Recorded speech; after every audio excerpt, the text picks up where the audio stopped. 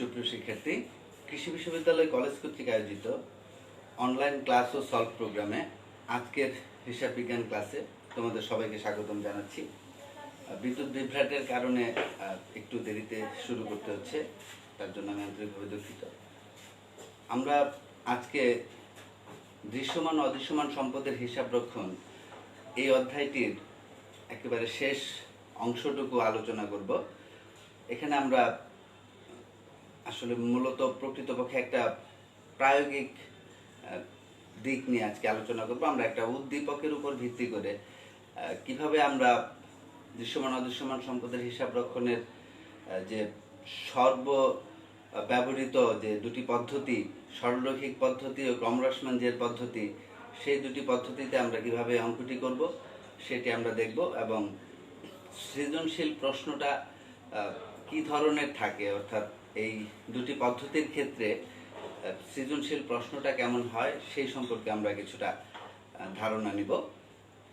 তো আমরা গত ক্লাসে বা তার আগের যে দু একটি ক্লাসে আমরা যে আলোচনাগুলো করেছিলাম তার মধ্যে আমরা বলেছি যে মূলত বইতে দেখলে দেখা যাবে যে টোটাল 15 থেকে 16টি হয়তো বা পদ্ধতি এখানে রয়েছে আমাদের জ্ঞাত অনুসারে, কিন্তু আসলে সবকটি পদ্ধতি আমাদের জন্য খুব বেশি প্রয়োজনীয় নয়।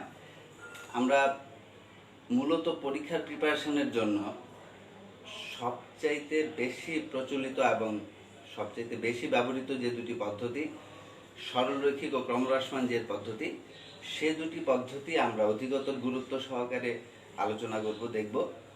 এক্ষেত্রে এই চ্যাপ্টারটি বা অধ্যায়টি প্রকৃতপক্ষে খুবই সহজ একটি অধ্যায়।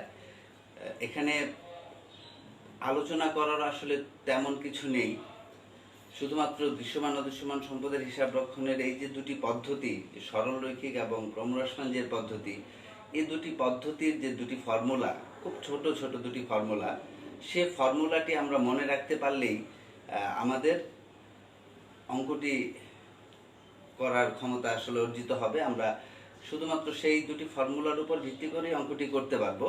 তবে এই ক্ষেত্রে আমাদের একটু টেকনিক্যাল হতে হবে, একটু চোখ কান খোলা রাখতে হবে। যেহেতু চ্যাপ্টারটি খুব সহজ, সেহেতু এই চ্যাপ্টারের এই দুটি পদ্ধতির যতগুলো উদ্দীপক আছে বা অঙ্ক আছে বইতে, সবগুলো উদ্দীপক দেখে আমাদের বুঝতে হবে যে একটি উদ্দীপকে কি কি বিষয় অন্তর্ভুক্ত থাকতে পারে। আমি এই উদ্দীপকটি নিয়ে আলোচনা করার পর তোমাদেরকে সেই সম্পর্কে একটু ধারণা দিয়ে দিব। তো আমরা এখন এই উদ্দীপকটি নিয়ে আলোচনা করব, যেটি আমার চার্টে দেখানো হচ্ছে, তোমরা একটু লক্ষ্য করো।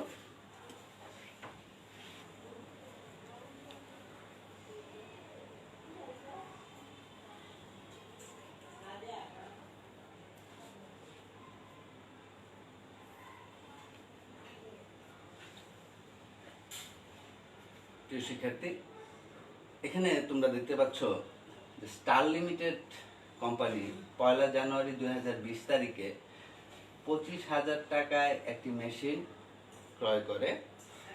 এর পরিবহন ব্যয় 2,000 টাকা এবং সংস্থাপন ব্যয় হচ্ছে 3,000 টাকা। আনুমানিক আয়ুষ্কাল 5 বছর। ভগ্নাবশেষ মূল্য হচ্ছে 5,000 টাকা। 31শে ডিসেম্বর প্রতিষ্ঠানটি তার হিসাব বন্ধ করে বা ক্লোজ করে। তো তারপর বলা হচ্ছে যে সরলরৈখিক ও ক্রমহ্রাসমান 10% হারে, অর্থাৎ ক্রমহ্রাসমানের ক্ষেত্রে 10% হারটা দেওয়া আছে এখানে, যে সরলরৈখিক ও ক্রমহ্রাসমান জের পদ্ধতিতে অবচয় নির্ণয় করে। অর্থাৎ এখানে একটি উদ্দীপক দেওয়া আছে যেখানে বলা আছে যে একটি সম্পত্তি অর্জন করা হয়েছে। সেই সম্পত্তিটি অর্জন করার পর এর সাথে আরো প্রাসঙ্গিক দু একটি ব্যয়ের কথা এখানে বলা আছে। এর মধ্যে একটি হচ্ছে পরিবহন ব্যয়, আর একটি হচ্ছে সংস্থাপন ব্যয়। পাশাপাশি প্রতিষ্ঠানের এই সম্পত্তিটির আনুমানিক আয়ুষ্কাল কত বছর সেটিও দেয়া আছে। ভগ্নাবশেষ মূল্য দেয়া আছে 5,000 টাকা। এখন 31শে ডিসেম্বর হিসাব ক্লোজ হয়। আমাদেরকে বলা হচ্ছে যে সরলরৈখিক ও ক্রমহ্রাসমান জের পদ্ধতিতে এই উদ্দীপকটির সমাধান করার জন্য। এখন প্রিয় শিক্ষার্থী, এখানে শুধুমাত্র দুটি পদ্ধতিতে এই উদ্দীপকের উপর ভিত্তি করে অবচয় নির্ণয়ের কথা বলা হচ্ছে, কিন্তু আমরা জানি যে আমাদের পরীক্ষার যে প্রশ্ন, যেটি বোর্ড পরীক্ষার যে স্ট্যান্ডার্ড অনুযায়ী বা আমাদের যে সৃজনশীল যে পদ্ধতি, সে পদ্ধতিতে আমাদের এখানে 3টি অংশ থাকে, 3টি প্রশ্ন থাকে সৃজনশীলের, ক, খ এবং গ। কতে আমাদের 2 নাম্বার থাকে, খ এর জন্য থাকে 4, গ এর জন্য দেওয়া থাকে 4। এখন এই মোট 10 নাম্বার। এখন তাহলে এইটুকু একটি উদ্দীপক, এর উপর ভিত্তি করে আমাদের সেই একই রকম 3টি সৃজনশীল প্রশ্নই হবে। তার মধ্যে 2 নাম্বারের জন্য একটি প্রশ্ন থাকবে, 4 নাম্বারের জন্য 2টি প্রশ্ন থাকবে। তো এইটুকু উদ্দীপকের উপর ভিত্তি করে কি প্রশ্ন হতে পারে, কি কি প্রশ্ন হতে পারে, সেই ধারণাটা তোমার থাকতে হবে, সেই আইডিয়াটা তোমার থাকতে হবে। একটা ব্যাপার দেখো, যদি তুমি এইটুকু জিনিস বুঝতে পারো, যদি এই জ্ঞানটুকু তোমার থাকে যে একটি দৃশ্যমান অদৃশ্যমান সম্পদের হিসাব রক্ষণের যে উদ্দীপকটি থাকবে বা যে থাকে, তার মধ্যে আমি এখানে যে কয়েকটি বিষয় উল্লেখ করেছি, এর বাইরে খুব সামান্য বিষয় থাকে, অর্থাৎ মেইন যেগুলো একদম মূল যে বিষয়গুলো, এই বিষয়গুলো কিন্তু বেশিরভাগই এখানে উল্লেখ করা আছে। বাড়তি যে বিষয় 2-1টা এখানে ইনক্লুডেড থাকতে পারে, সেটি আমরা তোমাদেরকে বলবো। কিন্তু এটুকু জেনে রাখো যে মূলত বইতে যতগুলো উদ্দীপক দেখবে, প্রায় প্রত্যেকটি উদ্দীপকেই এই তথ্যগুলো, এই বিষয়গুলো কমন, অর্থাৎ এগুলো থাকবেই। এর বাইরে এক্সট্রা বা অতিরিক্ত যে 2-1টি বিষয় থাকে, সেই 2-1টি বিষয় আমরা আলোচনা বলবো। কিন্তু যেহেতু এইটুকুই মূল বা এটার উপর ভিত্তি করেই যেহেতু প্রশ্নটি হয় প্রায় প্রতি বছরই, তাহলে আমরা যদি এই তথ্যের উপর ভিত্তি করে কি কি প্রশ্ন হতে পারে সেইটুকু আইডিয়া নিয়ে নিতে পারি, তাহলে আমাদের জন্য ব্যাপারটা অনেক সহজ হয়ে যাবে। এবং কি প্রিপারেশন নিব আমরা, বা উদ্দীপকের আলোকে আমরা কোন কোশ্চেনগুলো শিখবো বা সমাধান করব, সেই বিষয়টাও কিন্তু আমরা বুঝে যাব এবং আমাদের যে পরিশ্রম সেটাও কমে আসবে। তো এই জন্য আমরা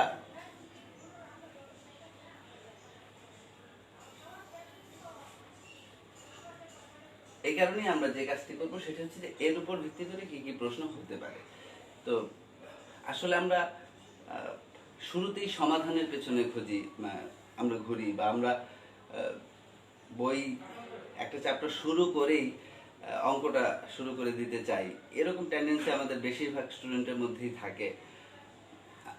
আসলে একটা বিষয় আমি বারবারই বলেছি যে সেটা বেসিক্যালি মানে উৎসটা কি সেটা বুঝতে হবে, যে এই চ্যাপ্টারটা করব, এটা কেন করব, কি কারণে করব, কিভাবে করব। এই কিছু কৌতূহলী প্রশ্ন যখন মনের মধ্যে আসবে এবং সেগুলোর একটা একটা করে যখন সমাধান তুমি পেয়ে যাবে, তখন কিন্তু যত কঠিন বা জটিল চ্যাপ্টারই হোক না কেন, তোমার কাছে তখন আর সেটা দুর্বোধ্য মনে হবে না। পাশাপাশি সবচাইতে যে বিষয়টার উপর গুরুত্ব দিতে হবে, অধিকতর গুরুত্ব দিতে হবে যে বিষয়টার উপর বর্তমান সময়ে, সেটা হচ্ছে প্রশ্ন কাঠামো। এই সৃজনশীল প্রশ্ন কাঠামো, এখানে কি ধরনের প্রশ্ন হতে পারে, কোন উদ্দীপকের আলোকে কি ধরনের প্রশ্ন হতে পারে। আমরা বারবারই একটা বিষয় বলি, আবার ভুলেও যাই, সেটা হচ্ছে যে হিসাব বিজ্ঞানের যে বইটা আসলে আমাদের মূলত, সেটা কিন্তু অনেক স্বাস্থ্যসম্মত, স্বাস্থ্যবান, বেশ মোটাসোটা একটা বই। এই বইটি দেখে আসলে আমরা অনেকেই একটু ভীত হই বা একটু টেনশন ফিল করি যে আসলে এত মোটা বই, অনেক কিছু হয়তো বা কিভাবে শিখবো। আমি একটা কথা সবসময় বলি, তুমি অন্যের কথার উপর ভিত্তি করে বা শুধুমাত্র তার আকার আকৃতি দেখে সেটাকে মূল্যায়ন না করে, নিজের জ্ঞান বা নিজের যে বিবেক, নিজের যে ধারণা, সেগুলোর উপর ভিত্তি করে সেটাকে মূল্যায়ন করতে শেখো। তাহলে দেখবে যে আসলে সেই মোটা বইটা অনেক ছোট, অনেক চিকন হয়ে আসবে। একটা সহজ কথা দেখো, যে সম্পূর্ণ বইটা মধ্যে যতগুলো চ্যাপ্টার, ফার্স্ট পেপারে 10টা, সেকেন্ড পেপারে 10টা, টোটাল 20টা চ্যাপ্টার। এই 20টা চ্যাপ্টারে 20টা অধ্যায়ে 20 রকম অঙ্ক, 20 ধরনের হয়তো বা হিসাব কিন্তু একটা ব্যাপার কমন লক্ষ্য করে দেখো, এই প্রত্যেকটা অধ্যায়ের যে উপাদানগুলো হিসাবের, অর্থাৎ এই প্রত্যেকটা অধ্যায়তে আমরা যেই হিসাব উপকরণগুলো নিয়ে বা যেই হিসাবগুলো নিয়ে আমরা কাজ করি, যে হিসাব শিরোনামগুলো নিয়ে আমরা কাজ করি, তা কি প্রত্যেকটা অধ্যায়ের ক্ষেত্রে ভিন্ন বা আলাদা, না সেম? আসলে কিন্তু সেম। অর্থাৎ আমি আরেকটু স্পষ্ট করে বলি যে আমরা শুরুতেই একটি লেনদেন সংগঠিত হওয়ার সাথে সাথে জাবেদায় লিপিবদ্ধ করি। তো সেই জাবেদায় যে আমরা লিপিবদ্ধ করি, কি লিপিবদ্ধ করি? নগদান হিসাব ডেবিট, বিক্রয় হিসাব ক্রেডিট, অথবা ক্রয় হিসাব ডেবিট, ব্যাংক হিসাব ক্রেডিট। এই যে প্রত্যেকটা হিসাব নগদান, আমরা শুরুর দিকে হিসাবের শ্রেণীবিভাগ আলোচনা করেছি। তো এই যে হিসাবগুলো, ব্যাংক হিসাব, প্রাপ্য হিসাব, প্রদেয় হিসাব, এই মুষ্টিমেয় কিছু হিসাবের উপর কি ভিত্তি করে পুরো বইটা আসলে তৈরি হয়েছে না? আমরা যত অঙ্কই করি না কেন, এর বাইরে কি কোনো হিসাব আসলে আমাদের আসে? তাহলে প্রত্যেকটা চ্যাপ্টারের জন্য তোমাকে তো আলাদা করে সেই হিসাব শিখতে হচ্ছে না বা জানতে হচ্ছে না হিসাব সম্পর্কে। তুমি শুরুতেই যে হিসাবের শ্রেণীবিভাগ বা হিসাব বা কি কি উপাদানগুলো আমরা লিখি জাবেদায়, বা কোন কোন আইটেমগুলোকে আমরা হিসাবের যোগ্য বলে মনে করি, এই বিষয়গুলো কিন্তু আমরা শুরুতেই শিখে যাই। এবং এই যে শুরুতে শিখে যাওয়া, সম্পূর্ণ বইয়ের সকল হিসাব যদি একত্রিত করো, তুমি যদি একটা ওইটার যদি একটা সামারি করো, একটা লেজার করো, তাহলে তুমি দেখবে যে এখানে আসলে তুমি হয়তো বা 100-র বেশি হিসাব খুঁজে পাবে না। কষ্ট হবে পরবর্তী হিসাবগুলো খুঁজে বের করতে। তাহলে এই যে 100টা বা 150টা হিসাব, এই 100 বা 150 হিসাবের আবার যখন আমরা শ্রেণী বিভাগ করব, অর্থাৎ সম্পত্তিবাচক হিসাব বা আয়বাচক বা ব্যয়বাচক, এভাবে যখন আমরা আবার ক্যাটাগরি করব, তখন আমরা দেখবো যে আরো সহজ হয়ে আসছে। অর্থাৎ সব প্রত্যেকটা হিসাবের জন্য আবার খুব বেশি ব্যাখ্যা বিশ্লেষণের আমাদের প্রয়োজন পড়ছে না। তো এইটুকু হিসাব আমরা যদি শুরুতেই খুব ভালোভাবে চিনতে পারি, অর্থাৎ এটা কি আয় না ব্যয় না দায় না সম্পদ, শুধু এই চিনতে পারাটুকুই আমাদের এই 20টা অধ্যায়ের সমস্ত অঙ্ককে এখন যতটুকু তোমার কাছে দুর্বৃত্ত মনে হয় তার 10 ভাগের এক ভাগ, মানে 9 ভাগ তোমার এই জটিলতা বা দুর্বৃত্ততা কমে যাবে বা কমিয়ে আনতে পারে, শুধুমাত্র এই চিনতে পারাটুকু। তাহলে আমি কিন্তু বারবার বলি যে বেসিক, যে তোমার প্রত্যেকটা চ্যাপ্টারের, প্রত্যেকটা অধ্যায়, প্রত্যেকটা বইয়ের বেসিক জিনিস যে জ্ঞানটা, সেটা কিন্তু সবচাইতে গুরুত্বপূর্ণ। তাহলে তুমি যদি এই আয় ব্যয় দায় সম্পদ এই চিনতে পারাটুকুর ফলেই হিসাব বিজ্ঞানের 80% আয়ত্ত করে নিতে পারো, তাহলে সেই জায়গাটিতেই তোমার সবচাইতে বেশি গুরুত্ব দেওয়া উচিত। সেইটুকু হলেই তোমার বাকি সবগুলো সহজ হয়ে যাবে। কেন সহজ হয়ে যাবে? আসলে প্রত্যেকটা চ্যাপ্টারের যে প্রত্যেকটা উদ্দীপ মানে অঙ্ক, সেগুলা কি আসলে এক একটা স্ট্রাকচার। তুমি জাবেদা বলো, সেখানে তুমি একটা, তোমাকে বলে দেওয়া আছে যে জাবেদায় এই ফরম্যাটে বা এই স্ট্রাকচারে তুমি হিসাব লেনদেন যখন সংগঠিত হবে সেটাকে লিপিবদ্ধ করবে। খতিয়ান কি? খতিয়ানেও ঠিক একই বিষয়। সেই হিসাবগুলোই, যে হিসাবগুলো তুমি জাবেদায় লিপিবদ্ধ করেছো, সেই হিসাবগুলোকেই আরেকটা স্ট্রাকচারে বা আরেকটা ফরম্যাটে সাজিয়ে লেখাটাই হচ্ছে খতিয়ান। তারপর ধরো রেওয়া মিল, সেখানে কি আবারও সেই একই হিসাবগুলো, সেটা কি আলাদা আরেকটা ফরম্যাটে বা একটা স্ট্রাকচার, একটা ছকে, আলাদা একটা ছকে সাজিয়ে লেখা। তুমি আর্থিক বিবরণী বলো, সেখানেও কিন্তু আরেকটা ছকে, আয় বিবরণী আমরা যখন তৈরি করি, সেখানে আমরা আরেকটা ফরম্যাটে নির্দিষ্ট করে বলে দেওয়া থাকে, যেটা যেমন আয় বা ব্যয়গুলো সেখানে লিপিবদ্ধ করব। আর্থিক অবস্থার বিবরণীতে আমরা সেখানে সম্পদ এবং দায়গুলো লিপিবদ্ধ করব। তাহলে বিষয়টা কি? বিষয়টা হচ্ছে সমস্ত কিছু কিন্তু সেই হিসাবগুলোকে কেন্দ্র করে পরিচালিত হচ্ছে। সমস্ত কিছু কিন্তু কেন্দ্রীভূত হচ্ছে এই হিসাবগুলোর মধ্যে। তাহলে বাকি কাজটা কি? বাকি কাজটা হচ্ছে তোমাকে একটা স্ট্রাকচার দেওয়া হচ্ছে, একটা ছক দেওয়া হচ্ছে, সেই ছক বা স্ট্রাকচারে বা সেই ফর্মুলায় বসে তুমি সেই বাকি কাজগুলো করছো। তাহলে আমি যে কথাটা বললাম যে আসলে শুধুমাত্র হিসাব চিনতে পারার কারণেই তোমার কিন্তু 80% এই সক্ষমতা আসতে পারে হিসাব বিজ্ঞানের ক্ষেত্রে, বা ইভেন কোনো কোনো ক্ষেত্রে তার চাইতেও বেশি। তাহলে ওই জায়গাটাতে কিন্তু সবচেয়ে বেশি গুরুত্ব দিতে হবে। খুব অবাক হই বা অনেক সময় আমি দেখি খুবই বিস্ময়কর একটা ব্যাপার যে 1 বছর 1.5 বছর হিসাব বিজ্ঞান করার পরও অনেক স্টুডেন্ট হয়তো বা কোনটা সম্পত্তিবাচক হিসাব বা কোনটা আয় ব্যয়বাচক হিসাব সেটা বলতে গিয়ে অনেক ভাবছে বা অনেকটা ভুলও করছে অনেক ক্ষেত্রে। তার মানে কি, তার বেসিক হচ্ছে 0। তো প্রথমে সেই বেসিকটার কথা ভাবতে হবে, বাকি সব কিন্তু খুবই সহজ। তো দেখো, যেই কথা প্রেক্ষিতে আমরা আসলে এই আলোচনাগুলো করছিলাম যে প্রশ্নপত্র বা স্ট্রাকচার যেটা, মানে কোশ্চেন প্যাটার্ন যেটা, কি কি প্রশ্ন হতে পারে, এই যে জ্ঞানটা, অর্থাৎ তোমার নিজের ভাবনা, তুমি যখন সৃজনশীল প্রশ্ন তৈরি করতে পারবে, তোমার যখন সেই জ্ঞানটুকু থাকবে বা সেই দক্ষতাটুকু থাকবে যে তুমি সৃজনশীল প্রশ্ন তৈরি করতে পারছো একটা উদ্দীপকের উপর ভিত্তি করে, তাহলে তুমি বুঝবে যে তোমার আসলে সেই মেরিট আছে বা সেই মেধাটুকু আছে যে তুমি চাইলে সেটার উত্তরটাও তৈরি করতে পারবে। উত্তর করা সহজ, প্রশ্ন তৈরি করা কিন্তু অনেক কঠিন একটা ব্যাপার। তোমাকে সেই চেষ্টাটুকু রাখতে হবে এবং তুমি এইটুকুর উপর ভিত্তি করে যখন একটা সৃজনশীল প্রশ্ন নিজে নিজে তৈরি করবে, তখন সেটা আবার বইতে তুমি মিলিয়ে দেখবে যে বইয়ে যতগুলো উদ্দীপক আছে সেই উদ্দীপকগুলোতে সেখানে কি কি ধরনের প্রশ্ন দেওয়া আছে সৃজনশীল। তুমি সেখানেও যদি একটা সামারি করো বা একটা লেজার করো সেটার, তাহলে তুমি দেখবে যে প্রায় যদি 20টা অঙ্ক দেওয়া থাকে, তো 20টা অঙ্কের মধ্যে 15টা অঙ্কই কমন।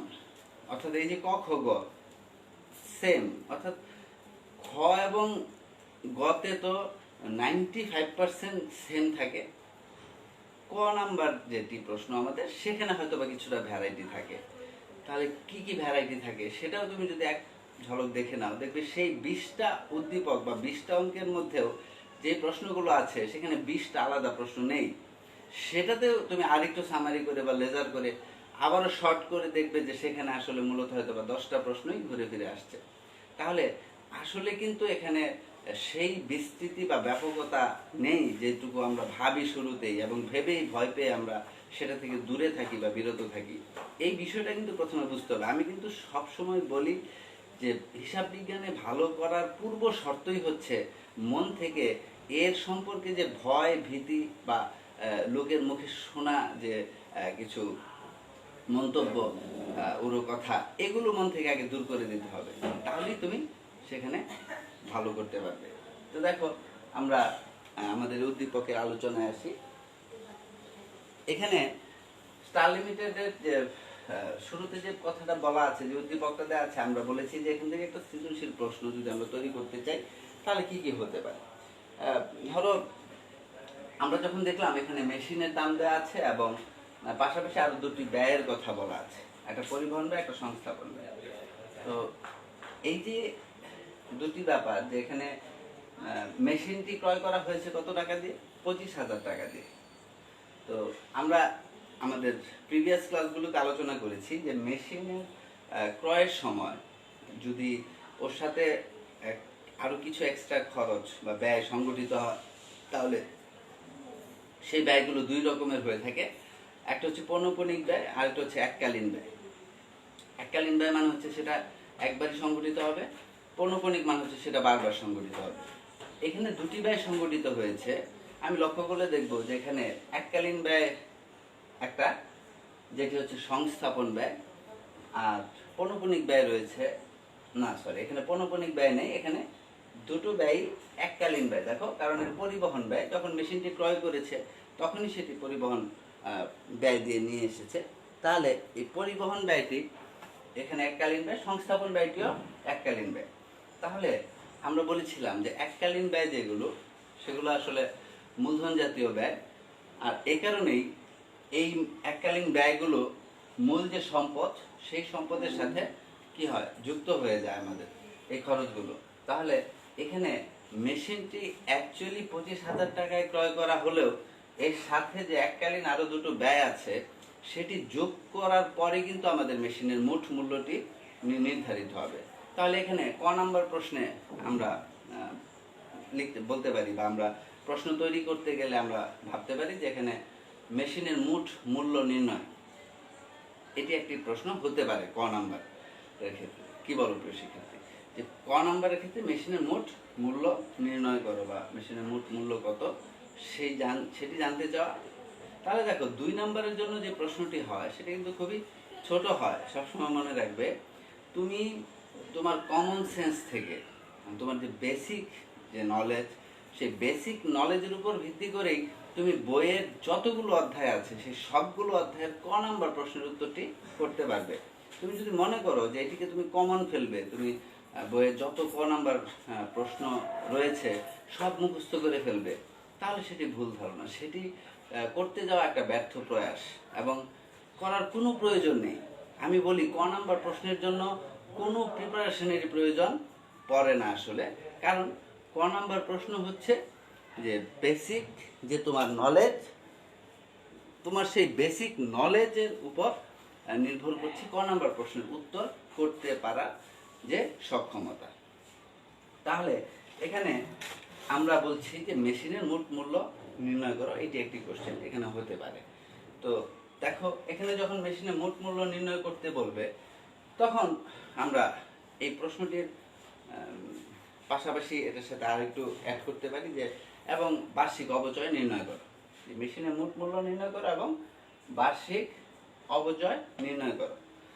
তো বার্ষিক অপচয় নির্ণয় করতে বললে আমরা জানি যে আমাদের একটি ফর্মুলা দেওয়া আছে সরলরৈখিকের ক্ষেত্রে। এখানে ধর ক্রমহ্রাসমানের পদ্ধতির কথা বলা আছে, সেখানে আবার একটা পার্সেন্টেজ দেওয়া আছে, সেক্ষেত্রে আমরা সেটিও সহজে করতে পারবো। তো দেখো, আমরা মেশিনের মোট মূল্য নির্ণয় করতে যখন যাব, এই উত্তরটি করতে পারা, মনে রাখবে যে ক নাম্বার যে প্রশ্নটি থাকে 95% ক্ষেত্রে ক নাম্বার প্রশ্নের উত্তর করতে গেলে তোমার পুরোপুরি নিজের যে সৃজনশীলতা সেইটির প্রয়োগ ঘটাতে হয়। এটা আমার মতে, আমার পয়েন্ট অফ ভিউ থেকে আমি বলছি। কারণ হচ্ছে খ এবং গতে যে প্রশ্নটি থাকে বেশিরভাগ ক্ষেত্রেই সেটির যে ফরম্যাট বা ছক বা স্ট্রাকচার হয়, সেটি আমাদের ওই নীতিমালায় বলা আছে যে কি স্ট্রাকচার হবে, এটা আমাদের নির্দিষ্ট করে দেওয়া। আমাদের কাছে যেই প্রশ্নের উত্তরটি চাওয়া হয় সেটির কিন্তু আসলে নির্দিষ্ট কোনো ছক হয় না। যেই প্রশ্নটি জানতে চাওয়া হয়, সেখানে যে প্রশ্নটি করা হয়, তার উত্তর করতে গেলে বেশিরভাগ ক্ষেত্রেই দেখা যায় যে ছকটি নিজের মতো করে গুছিয়ে দিতে হয়। এই কারণেই তুমি দেখবে যে ক নাম্বার প্রশ্নের উত্তরটি মধ্যে সবচাইতে বেশি ভিন্নতা লক্ষ্য করা যায়। অর্থাৎ আমি যখন তোমাদের পরীক্ষার খাতা যখন আমি দেখি, তখন দেখি যে ক নম্বর প্রশ্নের উত্তরে অনেক ভ্যারাইটি, অর্থাৎ এক একজন এক এক রকম ভাবে এক এক রকম ছকে সেটিকে উপস্থাপন করছে। কিন্তু খ এবং গ যেটি, সেটি একটি সুনির্দিষ্ট ফরম্যাটে যাচ্ছে। ঠিক আছে? তাহলে আমরা এই যে ক নম্বরের যে ভ্যারাইটি, সেটি আসলে কেন আসে সেই ব্যাপারটা নিয়ে আমি একটু কথা বলবো, এবং সেটার গুরুত্বটা আসলে কি। দেখো, ক নম্বর প্রশ্নটি আমি এখানে বলেছি যে মেশিনের মোট মূল্য কত। তো মেশিনের মোট মূল্য কত বা মেশিনের মোট মূল্য নির্ণয় করো, এই প্রশ্নটি যখন আসবে তখন আমরা অনেকে অনেকভাবে উত্তর দিতে পারি। যেমন এখানে 25,000 টাকা হচ্ছে আমাদের মূল যে মেশিনটি সেটি মূল্য, আর পরিবহন ব্যয় 2,000 এবং সংস্থাপন 3,000, অর্থাৎ এখানে এককালীন ব্যয় রয়েছে 5,000 টাকা। তাহলে এই 5,000 আর 25,000 দুয়ে মিলে হয় কত? 30,000। তাহলে 25 আর 5 30,000, তাহলে মেশিনের মোট মূল্য কত? 30,000। এখন ফর এক্সাম্পল ধরো তুমি যদি লিখো যে 1 নং প্রশ্নের উত্তর,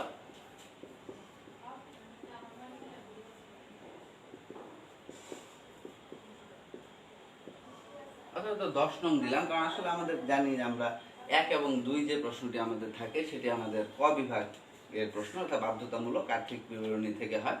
এই জন্য আমি 1 নম্বরটা বাদ দিলাম। 10 নং প্রশ্ন উত্তর, এই প্রশ্নটি ধরো 10 নম্বর প্রশ্ন। তাহলে এই 10 নং প্রশ্নের উত্তর এখানে আমি লিখলাম ক। লিখে আমি যদি লিখি মেশিনের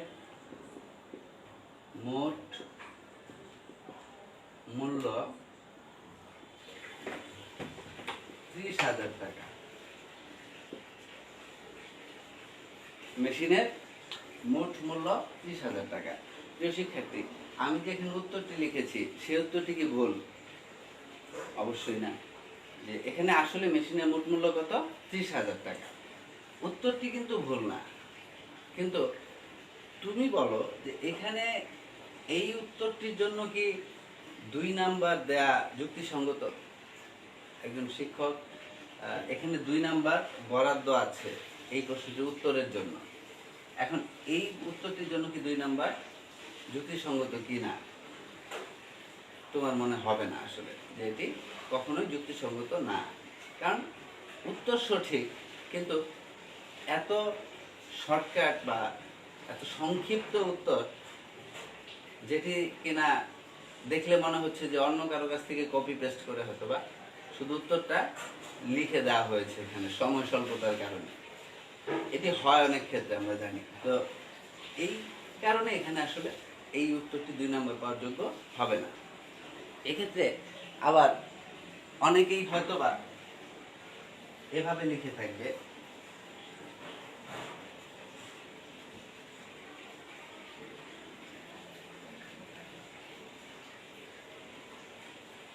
যে মেশিনের মোট মূল্য হচ্ছে 25,000 যোগ 5,000 হচ্ছে 30,000। সে কি করলো? সে আগের জনের চাইতে আরেকটু ভেঙে আরেকটু ডিটেলস উত্তর করলো। তাহলে আগের যে উত্তরটি ছিল তার চাইতে এটি সামান্য বেটার। আবার আমরা যদি এই উত্তরটি এইভাবে না লিখে আমরা যদি এইভাবে লিখি যে মেশিনের ক্রয় মূল্য 25,000 টাকা, আমরা মেশিনটি মূলত কিনেছিলাম কত টাকা দিয়ে? 25,000 টাকা দিয়ে। তাহলে মেশিনের ক্রয় মূল্য 25,000 টাকা যোগ হচ্ছে পরিবহন ব্যয় 2,000 টাকা যোগ হচ্ছে সংস্থাপন ব্যয় 3,000 টাকা। এই টোটাল হচ্ছে 30,000 টাকা। এইখানে আমরা লিখলাম যে মেশিনের মোট ক্রয় মূল্য।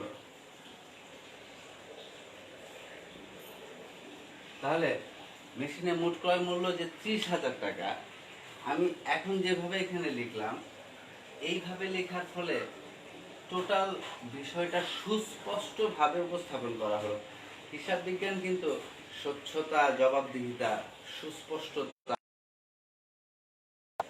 মেনটেন করে। তাহলে আমি যখন এইভাবে উত্তরটি করব তখন সেটি কিন্তু মনোভূত হবে, এবং একজন শিক্ষক যখন এইভাবে দেখবে উত্তরটি তখন সে সেখানে 2 নাম্বার দিতে আর কোনো ধরনের দ্বিধাদ্বন্দ্বে ভুগবে না। তাহলে আমরা এইভাবে এই প্রশ্নের উত্তরটি এখানে করতে পারি। এখন এই জিনিসটি আবার তুমি চাইলে একটা ছকের মধ্যে করতে পারো। ছকটা কি? ধরো এইটুকুই, এটাকে তুমি টাকার অঙ্কটাকে আলাদা করে দিলে, এখানে একটা ছক করলে এরকম এইভাবে,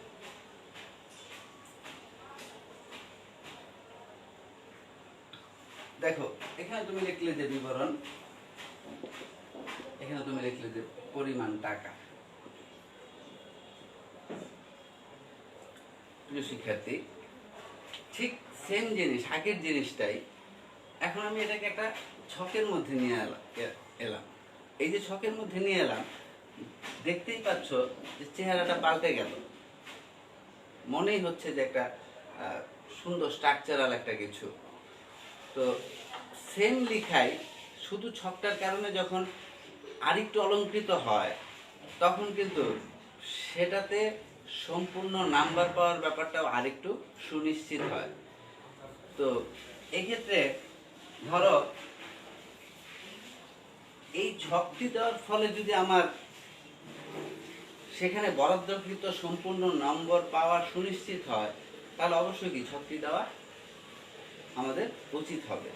তো আমরা এই ছকটির জন্য খুব বেশি মাথা না ঘামালেও চলবে আমাদের, কারণ আমি বলেছি যে ক নাম্বার যে প্রশ্নের ব্যাপারটি থাকে, যে প্যাটার্নটা থাকে, সেই ক্ষেত্রে উত্তরটা তুমি তোমার মনের মতো করে দিবে, এক একজন এক একভাবে দিবে।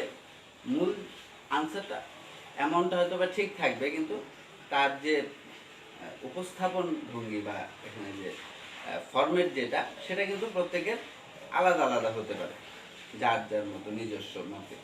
তাহলে তোমার যেই জিনিসটা সেটা মাথায় রাখতে হবে যে আমি যাই লিখি সেটা অবশ্যই যেন সুন্দরভাবে লেখা হয়, অর্থাৎ সে উপস্থাপনাটা যেন এমনই হয়, এমনই দৃষ্টিনন্দন হয়, যেটা দেখলেই যিনি শিক্ষক, যিনি খাতা দেখবেন, মূল্যায়ন করবেন, তার মন ভালো হয়ে যায়। তাহলে কি হবে, সেখানে সে তোমাকে সম্পূর্ণ নাম্বার দিতে কোনো ধরনের কৃপণতা করবে না। তাহলে সেই বিষয়টা মাথায় রেখেই তুমি চেষ্টা করবে ক নাম্বারের প্রত্যেকটা প্রশ্নের উত্তর যখনই দিবে সেটাকে একটা ছকের মধ্যে বন্দি করে দিবে। তাহলে যখনই একটা ছকের মধ্যে দিবে, সেই ছক নিয়ে তোমাকে বলছি মাথা ঘামাতে হবে না যে এটা কোন ফরম্যাটে হবে। তোমার যা সেখানে লিখবে, খুব মোস্ট কমনলি যেটা থাকে বিবরণ, টাকা, হয়তো এই দুইটা ঘর হবে। এর পাশাপাশি যদি দেখো যে সেই বিবরণের ঘরে যে আইটেমগুলো আমরা লিখবো, সেখানে তারিখ দেওয়া আছে, অর্থাৎ সম্পত্তিটা কবে ক্রয় করা হয়েছে, কোন তারিখে, পরিবহন ব্যয়টা কোন তারিখে, সংস্থাপন কত তারিখে করা হয়েছে। যদি তারিখ দেওয়া থাকতো তাহলে আমি বাম পাশে আরেকটা এক্সট্রা ঘর করতে পারতাম তারিখ। এখানে তুমি চাইলে সেই তারিখ না দিয়ে ক্রমিক নঙের একটা ঘর সেখানে অ্যাড করতে পারো। অর্থাৎ এই ক্ষেত্রে কিন্তু তোমার ভুল হবে না। তুমি ক্রমিক নং দিলে বা না দিলে তাতে কিন্তু কিছু যায় আসে না। হয়তোবা শিক্ষক এতটা তোমার কাছে প্রত্যাশাই করেনি যে তুমি এইটুকু লেখাকে আবার সুন্দর করে ছকের মধ্যে উপস্থাপন করবে। যখন তার প্রত্যাশার বাইরেও তুমি ওই কাজটুকু করে দিবে, তখন সেখানে তুমি সুনিশ্চিতভাবেই সেই নির্দিষ্ট নাম্বারটা পেয়ে যাবে। তাহলে এটা একটা ব্যাপার।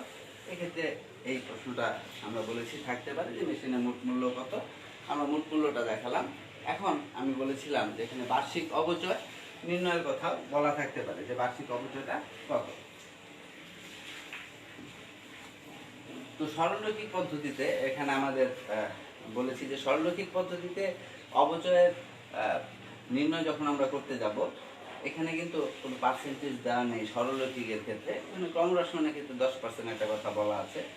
তো সরলরৈখিকের ক্ষেত্রে যেহেতু পার্সেন্টেজ দেওয়া নেই, তাহলে আমাদেরকে কি করতে হবে, যে ফর্মুলাটি ইউজ করতে হবে।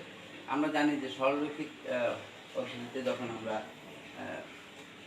অবচয়, বার্ষিক অবচয় নির্ণয় করতে যাব, তখন কিন্তু আমরা এভাবে লিখব যে ক নাম্বার যে বার্ষিক অবচয়, যেই প্রশ্নটি চাওয়া হবে, জানতে চাওয়া হবে, বা যে প্রশ্নটি করা হবে, সেই প্রশ্নটি উপরে লিখে এরকম শিরোনাম দিয়ে একটা কোলন ড্যাশ দিয়ে দিতে পারো যে বার্ষিক অবচয়, অথবা তুমি এভাবে লিখতে পারো ক বার্ষিক অবচয়ের পরিমাণ নির্ণয়, লিখে কোলন দিয়ে তারপর তুমি উত্তরটা করা শুরু করলে। প্রিয় শিক্ষার্থী, ক নাম্বার প্রশ্নের উত্তরটা সবসময় কিন্তু সংক্ষিপ্ত হবে। তো মাঝে মাঝে তোমার নিজেরই মনে হবে যে এটা এত ছোট, এটার জন্য কি আসলে 2 নাম্বার দিবে? কারণ তুমি ওইখানে অতটুকু পরিশ্রম করেছো যে তুমি নিজেই সেখানে 2 নাম্বার প্রত্যাশা করতে পারছো না। তাহলে এই জন্য আমি বারবার বলছি, সেই 2 নাম্বার নিশ্চিত করতে গেলে তোমাকে কিছুই করতে হবে না, শুধুমাত্র উত্তরটা লিখে সেটাকে একটু অলঙ্কৃত করার চেষ্টা করতে হবে, জিনিসটাকে একটা সুন্দর ফরম্যাটে, একটা ছকে উপস্থাপন করার চেষ্টা করতে হবে। তাহলে এখানে বার্ষিক অবচয় আমরা লিখলাম। আমরা বার্ষিক অবচয় যেখানে নির্ণয় করি সরলরৈখিক পদ্ধতির যে সূত্রটি, আশা করি তোমাদের মনে আছে। মেশিনের মোট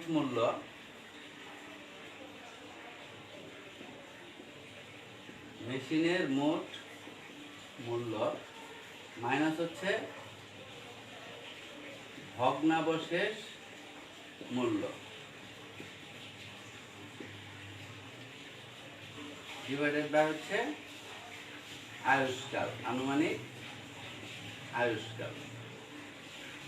আমরা আমাদের লাস্ট ক্লাসে আলোচনা করেছিলাম যে আমাদের সরলরৈখিক পদ্ধতিতে যে ফর্মুলাটি, যখন আমরা দেখব যে উদ্দীপকে মেশিনের মূল্য দেওয়া আছে, ভগ্নাবশেষ মূল্য দেওয়া আছে, ভগ্নাবশেষ মূল্য যদি না দেওয়া থাকে তাহলে 0 হবে, কোনো সমস্যা নেই। আয়ুষ্কাল দেওয়া আছে, আনুমানিক আয়ুষ্কাল কত, এই তথ্যগুলো বেশিরভাগ ক্ষেত্রে দেওয়া থাকে। ভগ্নাবশেষ মূল্যটা অনেক সময় থাকে, অনেক সময় থাকে না, না থাকলে নাই, আমরা এখানে বসাবো না, 0 দিব। তার এটা ফর্মুলা। এখন এই যে এইটুকু ফর্মুলা, এটার উপরেই আসলে তোমার 10 নাম্বার মানে এই চ্যাপ্টারটার কথা বলছি, যেটা আসলে খুবই সহজ। দেখো, আমরা এখানে মেশিনে মোট মূল্য নির্ণয় করেছি, যে মেশিনে মোট মূল্য আমরা পেয়েছিলাম 25,000 আর 5,000 30,000। তাহলে আমরা লিখলাম, এখানে মান বসালাম 30,000 মাইনাস ভগ্নাবশেষ মূল্য এখানে দেওয়া আছে কত, 5,000 টাকা, তাহলে মাইনাস হচ্ছে 5,000। আয়ুষ্কাল দেওয়া আছে 5 বছর, আয়ুষ্কাল হচ্ছে 5। এবার 30 থেকে 5,000 চলে গেলে থাকে 25,000। 25,000কে আমরা ভাগ দিব 5 দিয়ে, কত হবে, 5,000। তাহলে এখানে সরলরৈখিক পদ্ধতিতে বার্ষিক অবচয় কিন্তু নির্ণীত হয়ে গেল। যে প্রথম বছর সরলরৈখিক পদ্ধতি তোমরা জানো, আমরা বলেছি যে প্রতি বছর অবচয়ের পরিমাণ কি হবে, একই থাকবে।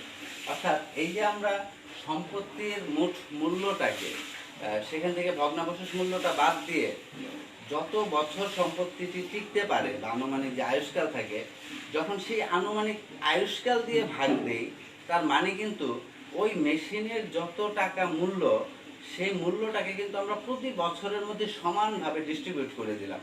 তার মানেই হচ্ছে যে প্রতি বছরে অবচয়ের পরিমাণটা কি হবে, একই হবে, অর্থাৎ স্থির থাকবে। এই জন্য এটাকে সরলরৈখিক পদ্ধতির পাশাপাশি স্থির কিস্তি পদ্ধতিও বলা হয়ে থাকে। তাহলে প্রতি বছর একই থাকবে। এই যে 1 বছর আমি অবচয় নির্ণয় করলাম সরলরৈখিক পদ্ধতির ক্ষেত্রে, একবারই অবচয় নির্ণয় করব, বার্ষিক অবচয়, সেটি প্রতি বছরের অবচয়। অর্থাৎ এখন যদি বলা হতো যে অঙ্কটি মেশিনটি 2015 সালে ক্রয় করা হয়েছে, 5 বছরের অবচয়ের পরিমাণ দেখাও, তাহলে সরলরৈখিক পদ্ধতির ক্ষেত্রে 2015 সালে বার্ষিক অবচয়ের পরিমাণ 5,000, 2016 সালেও 5,000, 17 সালেও 5,000, 18 সালেও 5,000, 19 সালেও 5,000, অর্থাৎ প্রতি বছরই সেটি এক থাকবে 5,000 টাকা। তাহলে দেখো বার্ষিক অবচয় নির্ণীত হয়ে গেল। এখানে বার্ষিক অবচয় নির্ণয় করতে পারাটা কিন্তু আমাদের জন্য কি খুবই সহজ একটি ব্যাপার ছিল।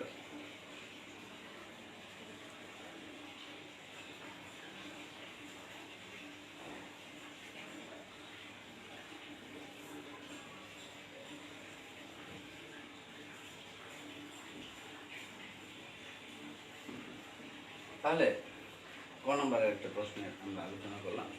সেকেন্ডলি, এই অধ্যায়টির ক্ষেত্রে মোস্ট ইম্পর্টেন্ট যেটি খ নাম্বার অথবা গ নাম্বারে থাকবেই, হয়তো বা একেবারেই 99% নিশ্চিত করে বলা চলে যে 2 বছর বা 3 বছরের জাবেদা দাখিলা চাইতে পারে। 2 বছরের জাবেদা দাখিলা দেখাও, এইটুকুর উপর ভিত্তি করে 2 বছরে জাবেদা দাখিলা দেখা, অর্থাৎ আমরা যে অবচয়টি ধার্য করলাম, মেশিনটি ক্রয় করলাম, এখানে যাই ঘটনা ঘটেছে সেই লেনদেনটা জাবেদা দাখিলা দিতে বললো, হয়তো বা 2 বছরের। 2 বছরের বলার মানেটা হচ্ছে মেশিনটা তো এখানে আমরা একবারই ক্রয় করব, কিন্তু আমরা অবচয়টা কি করব, প্রতি বছরই ধার্য করব। তাহলে এখানে আমরা যদি দেখি যে জাবেদা দাখিলা দিতে বলেছে আমাকে, তাহলে আমি কোন বিষয়গুলো জাবেদা দিই, যেগুলো লেনদেন সেগুলো জাবেদা দিই। তাহলে আমি দেখবো যে এখানে নতুন কি ঘটনা ঘটেছে যেগুলো জাবেদা দেওয়ার যোগ্য। তাহলে আমরা যদি খেয়াল করি, প্রথমে এখানে দেখবো যে একটি মেশিন ক্রয় করা হয়েছে। তাহলে যে মেশিনটি ক্রয় করা হয়েছে সেই মেশিনটির মূল্য কত, 25,000 টাকা। তাহলে এটি একটি ঘটনা, একটি আর্থিক ঘটনা, এটির একটি জাবেদা হবে। তাহলে এই মেশিনটি যে ক্রয় করা হয়েছে, আমরা যদি এটির জাবেদা দাখিলা দিই, তাহলে আমরা কি জাবেদা দিব, যে মেশিন ক্রয় করা হয়েছে, তাহলে মেশিন একটি সম্পদ, সম্পদ বৃদ্ধি পেয়েছে, সম্পদ বৃদ্ধি পেলে কি হয়, ডেবিট হয়। এজন্য মেশিন হিসাব ডেবিট হবে 25,000 টাকা। আমরা দেখি যে বইতে অনেক সময় এক্ষেত্রে দেখা যায় যে মেশিন বা যে কোনো সম্পত্তি ক্রয় করা হয় সেখানে নগদান হিসাবও ক্রেডিট হয়, অনেক ক্ষেত্রে আবার ব্যাংক হিসাবও ক্রেডিট করে। অথচ সেই উদ্দীপকে আসলে নিশ্চিত করে এভাবে সুনির্দিষ্ট করে বলা থাকে না যে সেই সম্পত্তিটি কি নগদে ক্রয় করা হয়েছে না ব্যাংকের মাধ্যমে অর্থাৎ চেকের মাধ্যমে ক্রয় করা হয়েছে। তো আমরা সেখানে আসলে কি লিখবো, অনেক সময় আমরা কনফিউজড হয়ে যাই, বা নগদ লিখলে ভুল হবে কিনা বা ব্যাংক লিখলে ভুল হবে কিনা, এই দ্বিধাদ্বন্দ্বে ভুগি। আসলে এটা একটা কমন সেন্সের ব্যাপার, যেটি বলা হয়ে থাকে যে একটি প্রতিষ্ঠানে যখন আমরা কোনো স্থায়ী সম্পত্তি অর্জন করি বা স্থায়ী সম্পত্তি আমরা ক্রয় করি, সেই স্থায়ী সম্পত্তি বা স্থায়ী সম্পত্তি মানে অর্জন করতে বা ক্রয় করতে কিন্তু আমাদের বেশ বড় অঙ্কের একটা অ্যামাউন্ট খরচ করতে হয়। তো স্বভাবতই সেই বড় অঙ্কের একটা অ্যামাউন্ট আমি নগদে লেনদেন করতে চাইবো না। এখন যেটি হয় যে প্রায় প্রত্যেকটি প্রতিষ্ঠান তার ছোটোখাটো লেনদেনগুলোও কিন্তু চেকের মাধ্যমে সম্পন্ন করার চেষ্টা করে, কারণ তাতে করে আমাদের নগদ টাকার যে কিছু ঝুঁকি থাকে, চুরি হয়ে যাওয়া, ছিনতাই হয়ে যাওয়া, হ্যাঁ, এই ধরনের ঝুঁকিগুলো থেকে আমরা অনেকটা নিরাপদে থাকতে পারি। পাশাপাশি হচ্ছে ব্যাংকের মাধ্যমে অধিকতর লেনদেনগুলো করলে তখন আমার নিজের হিসাবের সাথে ব্যাংকের পাসবইয়ের হিসাবের একটা ক্রস চেক করার ব্যাপারটা অনেকটা সহজতর হয় আমাদের জন্য। তো এই ক্ষেত্রে তুমি ধরো 25,000 টাকা, সেটি এখানে হয়তো বা খুব বড় অ্যামাউন্ট নয়, এখানে তুমি এখানে নগদান হিসাবে লিখতে পারো। আবার তুমি যদি মনে করো যে না, আমি কখনো এখানে নগদান হিসাব লিখবো না, আমি ব্যাংক হিসাবই লিখবো, আমি চেকের মাধ্যমে এই ধরনের ট্রানজ্যাকশনগুলো করব, তাতেও কোনো সমস্যা নেই। অর্থাৎ নগদান লিখো আর ব্যাংক লিখো, সেক্ষেত্রে সেটি খুব বড় ভুলের কারণ হবে না। কিন্তু কেন এই ঘটনাটি ঘটে আমি বলে দিলাম। অনেক সময় দেখবে যে যখন অ্যামাউন্টটা ছোট হবে তখন হয়তো বা সেখানে নগদান হিসাব বড় হয়, দেখবে যে সেখানে ব্যাংক হিসাব লিখছে। তুমি 25,000 টাকার অ্যামাউন্টকে যদি চেকের মাধ্যমে লেনদেন করো, তাতেও কিন্তু কোনো সমস্যা নেই। আমি এই ক্ষেত্রে ব্যাংক হিসাব লেখাটাই পছন্দ করি, কারণ আমি নগদ ট্রানজ্যাকশন করা থেকে বিরত থাকাটাকেই প্রতিষ্ঠানের জন্য অধিকতর নিরাপদ বলে মনে করি। তাহলে ব্যাংক হিসাব ক্রেডিট এখানে 25,000 টাকা। তাহলে দেখো, আমি প্রথমেই জাবেদা দিলাম যে আমি মেশিনটি ক্রয় করেছিলাম, সেই মেশিনটি ক্রয়ের জাবেদা।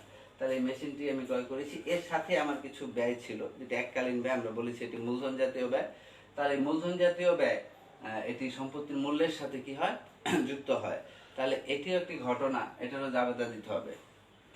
আমরা সম্পত্তির মোট মূল্য নির্ণয়ের সময় আমরা লিখেছিলাম 25,000 যোগ হচ্ছে 5,000, তাহলে সম্পত্তির মূল্য হয়ে গিয়েছিল কত, মোট 30,000 টাকা। তাহলে যখন আমরা সম্পত্তির মূল্য বলছি 30,000 টাকা, তার মানে আমি কিন্তু এটাই বলছি যে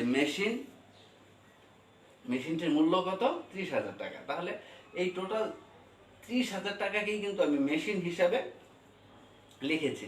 তাহলে এই যে এখানে পরিবহন ব্যয় বা সংস্থাপন ব্যয়, এগুলো যেহেতু এককালীন ব্যয় এবং মূলধন জাতীয় ব্যয়, তার মানে এটি সম্পদের সমানের, এবং আমরা এই জন্য এই সম্পদের সাথে এটিকে যুক্ত করেছি। এই ক্ষেত্রে আমরা কখনোই কিন্তু পরিবহন ব্যয় হিসাব ডেবিট বা সংস্থাপন ব্যয় হিসাব ডেবিট এটি কিন্তু লিখতে পারবো না। অর্থাৎ এটাকে মেশিনের মূল্যের সাথে যুক্ত করতে হলে উপায় কিন্তু একটাই, সেটি হচ্ছে এই দুটি আইটেমকেও মেশিন হিসাব নামে লিখে ফেলা।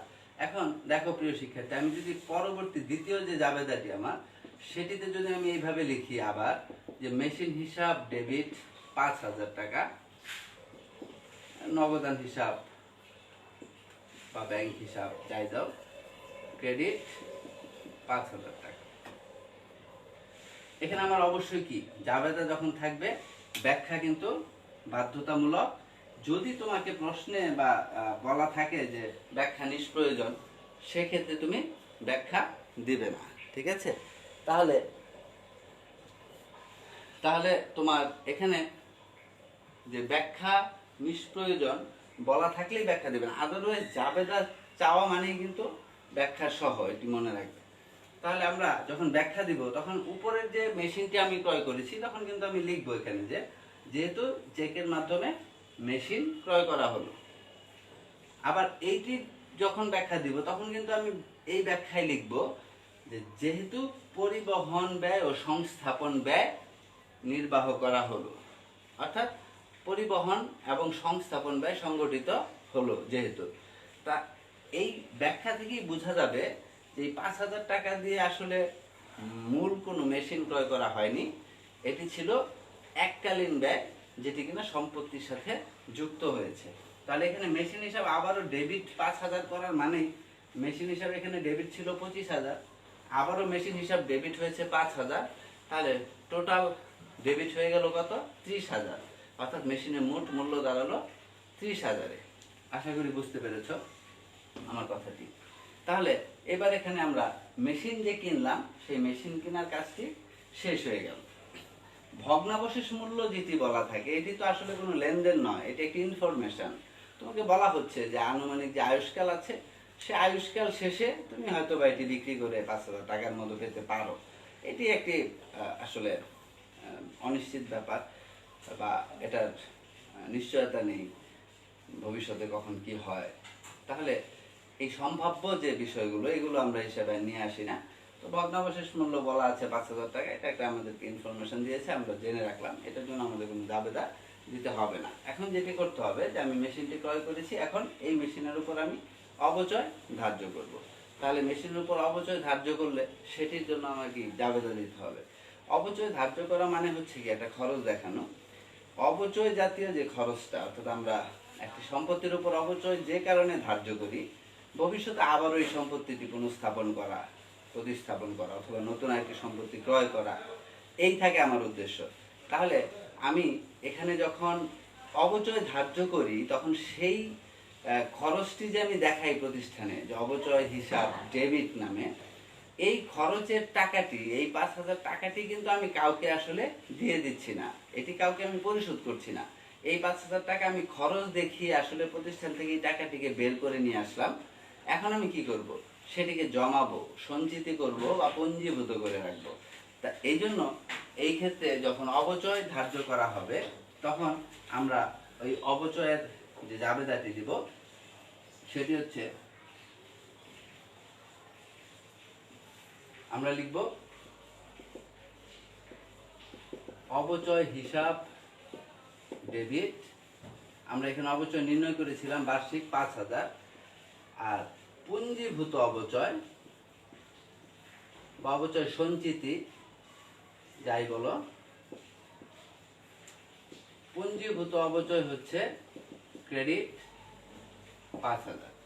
অর্থাৎ আমি এখানে অবচয় ধার্য করলাম, অবচয় ধার্য করেছি কত টাকা? 5,000 টাকা। বার্ষিক অবচয় আমরা নির্ণয় করেছিলাম, এখানে 5,000 টাকা হয়েছিল।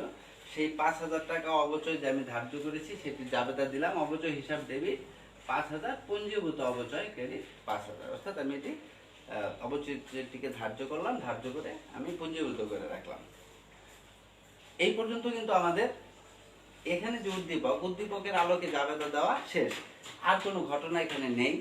উক্ত বছর 2020 সালে জাবেদা দেওয়া। এবং মনে রাখবে আরেকটি গুরুত্বপূর্ণ বিষয়, সেটি হচ্ছে এই যে জাবেদা দেওয়ার সময় যখন তুমি প্রথম জাবেদাটি দিবে সম্পত্তি বা ওই মেশিনটি ক্রয়ের, সেখানে কিন্তু একটি তারিখ দেওয়া ছিল 1 জানুয়ারি 2020। তাহলে জাবেদা জানি আমরা প্রথমে শুরুতে কি থাকে, তারিখের ঘর থাকে একটি, তাহলে সেখানে তারিখের ঘর আমরা লিখবো 1 জানুয়ারি 2020। অবচয়টা আমরা ধার্য করব কখন? মনে রাখবে অবচয়টা সবসময় ধার্য করব বছরের শেষ তারিখে, অর্থাৎ বলা ছিল 31শে ডিসেম্বর হিসাব ক্লোজ হয়। তাহলে অবচয় যখন ধার্য করব সেইখানে আমরা কিন্তু কোনো কিছু স্পষ্ট করে বলা না থাকলেও আমরা তারিখ লিখবো 31শে ডিসেম্বর। 31শে ডিসেম্বর অর্থাৎ বছরের শেষ দিনের কথা আমরা লিখব। তো এইটুকু উদ্দীপকের আলোকে জাবেদা দেওয়া শেষ। তুমি শুধু মনে রাখবে খুবই সহজ একটা বিষয়, যখন উদ্দীপকের আলোকে জাবেদা দেওয়া শেষ হয়ে গেল তখন তুমি কিন্তু এখানে একটি অবচয় ধার্য করেছো, একটি খরচ দেখিয়েছো। তোমাকে এক্সট্রা একটি কাজ করতে হবে, সেটি হচ্ছে এই খরচটিকে, অবচয় নামক যে খরচটিকে, সেটিকে তুমি এখন আয় বিবরণী দ্বারা ক্লোজ করে দিবে। অর্থাৎ আমরা জানি যে এর শেষ ঠিকানা কোথায়। খরচটা প্রতি বছর যে আয় এবং ব্যয় হয় সেগুলো আমরা কি করি? ক্লোজ করে দিই। তাহলে এর কোনো জের কিন্তু পরবর্তী বছরে স্থানান্তরিত হয় না। তো এই কারণে আমরা এখানে অবচয়, দেখো পুঞ্জীভূত অবচয় যেটি, সেটি কিন্তু এক প্রকার দায়, এটি কিন্তু এর জের কিন্তু স্থানান্তরিত হবে। সম্পদ এবং দায়ের জের কিন্তু পরবর্তী বছরে স্থানান্তরিত হয়। অর্থাৎ তুমি বছর 5,000 বাবদ খরচ ধার্য করে জমিয়ে রাখলে, জমিয়ে রাখার মানেই তো সেটি বছরের পর বছর ধরে চলতে থাকবে। তাহলে এই বছর 5,000 রেখেছো, সামনের বছর আরো 5,000 রাখবে, মোট কত হবে? 10,000। তৃতীয় বছর আরো 5,000 রাখবে, কত হবে? 15,000। তাহলে এই যে পুঞ্জীভূত অবচয় যেটি, সেটির জের কিন্তু স্থানান্তরিত হচ্ছে। এই কারণে এটিকে কিন্তু ক্লোজ করা প্রয়োজন নেই। কিন্তু অবচয় হিসাব যেটি, এটি একটি খরচ, এই আয় বা ব্যয়, সেগুলোকে আমরা কি করি? ক্লোজ করে দিই। তাহলে আয় বিবরণী, আয় এবং ব্যয়গুলো কিসের মাধ্যমে বা কিসের দ্বারা ক্লোজ করা হয়? আয় বিবরণী দ্বারা। আয় বিবরণী দ্বারা ক্লোজ করব। এই কাজটি কিন্তু খুবই সহজ, একটু মনোযোগ দিয়ে দেখো তাহলে বুঝতে পারবে। অবচয় হিসাব ডেবিট 5,000, তাহলে অবচয় হিসাব ডেবিট আছে 5,000, এটিকে ক্লোজ করব। ক্লোজ করতে হলে কি করতে হবে? যেটি ডেবিট আইটেম এটিকে কি ক্রেডিট করে দিলেই সমপরিমাণ টাকায় ক্লোজ হয়ে যাবে। তাহলে অবচয় হিসাব ডেবিট আছে 5,000, এটিকে ক্লোজ করব মানে মুছে ফেলবো। মুছে ফেললে কি করতে হবে? ঠিক সেম জিনিসটাকেই ডেবিট আছে যেহেতু সমপরিমাণ টাকায় ক্রেডিট করে দিব। তাহলে আমরা লিখলাম অবচয় হিসাব। প্রিয় শিক্ষার্থী, এখানে একটি কথা খুবই গুরুত্বপূর্ণ মনে রাখবে, যখনই আমরা অবচয় হিসাব বা পুঞ্জীভূত অবচয় হিসাব লিখব তখন কোন সম্পত্তির অবচয় সেটি একটি হাইফেন দিয়ে আমরা অবশ্যই লিখে দিব, যে অবচয় হিসাব মেশিন, এখানে ক্রেডিট 5,000। অবচয় হিসাব মেশিন কেন? কারণ একটি প্রতিষ্ঠানে অনেকগুলো সম্পত্তি থাকতে পারে, প্রত্যেকটির আলাদা আলাদা অবচয় নির্ণয় করতে হবে। তাহলে সেই ক্ষেত্রে তুমি যদি সেটি সুস্পষ্টভাবে উল্লেখ না করো তাহলে কিছুদিন পর গিয়ে কিন্তু কোন অবচয়টা কোন সম্পত্তি সেটি আর খুঁজে বের করা কঠিন হয়ে পড়বে। তখন তোমার জন্য হিসাবে একটি বড় সমস্যা তৈরি হবে। তো অবচয় হিসাব এখানে আমরা লিখলাম যে মেশিন ক্রেডিট, অর্থাৎ এই অবচয়টাকে আমরা ক্লোজ করছি, এটা ডেবিট আছে ক্রেডিট করে দিলাম। কি দ্বারা ক্লোজ করব বলেছি? আয় বিবরণী দ্বারা। তাহলে ডেবিট পাশে ফাঁকা আছে যেখানে আমরা লিখব আয় বিবরণী, ডেবিট 5,000 টাকা, ব্যাস ক্লোজ হয়ে গেল। অর্থাৎ ধরো কথার কথা, এখানে যদি আয় থাকতো, ধরো অবচয় হিসাব, এটা ধরো এখানে ক্রেডিট পাশে আছে, তাহলে এটাকে ক্লোজ করতে হলে কি করতে হতো? ডেবিট করে দিতে হতো সমপরিমাণ টাকা। তাহলে যেটিকে ক্লোজ করবে সেটি আগে কি আছে দেখবে, ডেবিট না ক্রেডিট, ডেবিট থাকলে ক্রেডিট করে দিবে, ক্রেডিট থাকলে ডেবিট করে দিবে। আর আরেকটা পাশ যেটা খালি থাকবে সেখানে আয় বিবরণী লিখে দেবে, তাহলেই ক্লোজ হয়ে যাবে। দেখো এটার যে লজিকটা, যে আয় বিবরণী কেন ডেবিট হলো, আমরা অবচয় হিসাবটাকে, অবচয় খরচ, এই খরচটাকে আমরা কোথায় লিখি? এর চূড়ান্ত বা শেষ আশ্রয়স্থল কোনটি? আশ্রয়স্থল হচ্ছে আর্থিক বিবরণী। আর্থিক বিবরণীর কোথায়? বিশদ আয় বিবরণীতে। বিশদ আয় বিবরণীর ব্যয়গুলো কি হয়? ডেবিট পাশে লিপিবদ্ধ হয়, অর্থাৎ ব্যয়গুলো কি হয়? ডেবিট হয়। তো এই জন্য দেখো আমি যখন লিখলাম আয় বিবরণী ডেবিট, তার মানে বোঝা যাচ্ছে যে এই অবচয়টা কোথায় চলে গেল? এই অবচয়টা মুছে গেল। মুছে এটাকে আমরা ক্লোজ করলাম, কিসের দ্বারা ক্লোজ করলাম? আয় বিবরণী। তাহলে এটি কোথায় চলে গেল? এটি আয় বিবরণীতে চলে গেল। আয় বিবরণী কোন পাশে? ডেবিট পাশে, অর্থাৎ ব্যয়গুলো ডেবিট হয়। এই হচ্ছে কাজ। শেষ তোমার জাবেদা। তাহলে দেখো এখানে যে জাবেদা দাখিলা চাওয়া হয়েছে, সেই জাবেদা দাখিলা কিন্তু মাত্র 4টা আইটেম। 3টা আইটেম হচ্ছে উদ্দীপকের উপর ভিত্তি করে। লাস্ট আইটেমটা আমি যে অবচয়টা ধার্য করব, সেই অবচয়টাকে আমি কি করব? আয় বিবরণীতে স্থানান্তর করব অথবা আয় বিবরণী দ্বারা ক্লোজ করব। তাহলে যদি বলা হতো এখানে যে 2 বছরের জাবেদা দাখিলা দেখাও, তাহলে এটা কি ছিল? 2020 সালের জাবেদা, 2020 সালে এই ঘটনা। যখন তোমাকে বলবে যে 2 বছরের জাবেদা দাখিলা দাও, তাহলে পরের বছরের জন্য তোমাকে আবার কি মেশিন হিসাবে জাবেদা দিতে হবে? না, কারণ এটি তো যখন ঘটেছে, সংগঠিত হয়েছে, লিখে ফেলেছো। তাহলে পরের বছর শুধুমাত্র কি সংগঠিত হবে? এই সম্পত্তির অবচয়। তাহলে তুমি আবারও সরলরৈখিক পদ্ধতির ক্ষেত্রে যেহেতু অবচয়টা সেম প্রতি বছরের, তাহলে দেখো 2021 সালের যদি জাবেদা দাখিলা আমাকে দিতে বলা হয়, তাহলে 2021 সালের জাবেদা দাখিলায় এই অংশটুকুই রিপিট হবে। ঠিক কিনা? বুঝতে পেরেছো কিনা? যে 2021 সালে কি ঘটনা ঘটবে? অবচয় সংগঠিত হবে, অবচয় ধার্য করবো আমরা কবে? 31শে ডিসেম্বর 2021। তখন আমরা লিখবো 31শে ডিসেম্বর 2021। তো সরলরৈখিক পদ্ধতিতে যেহেতু অবচয়ের পরিমাণটা একই থাকবে প্রতি বছর, তাহলে আমরা কি লিখবো? অবচয় হিসাব ডেবিট 5,000, পঞ্জীভূত অবচয় ক্রেডিট 2021 সালের জন্য। আবার কি করতে হবে? অবচয়টাকে আয় বিবরণীতে স্থানান্তর অথবা আয় বিবরণী দ্বারা ক্লোজ করতে হবে। তখন আবারও সেম ঘটনাটা ঘটবে। এখন যদি তোমাকে বলে 5 বছরের জাবেদা দাখিলা দেখাও, তাহলে তুমি আবার 2022 সাল লিখে আবার এই অংশটুকু সেম দিবে, আবার 2023 সাল লিখে আবার সেম এই অংশটুকু দিবে। তা আশা করি বুঝতে পেরেছো সরলরৈখিক পদ্ধতির এই বিষয়টুকু।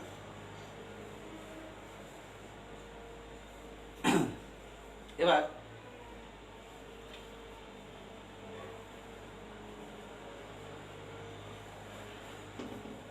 আমরা ক্রমহ্রাসমান জের পদ্ধতির কথাটি আলোচনা করব।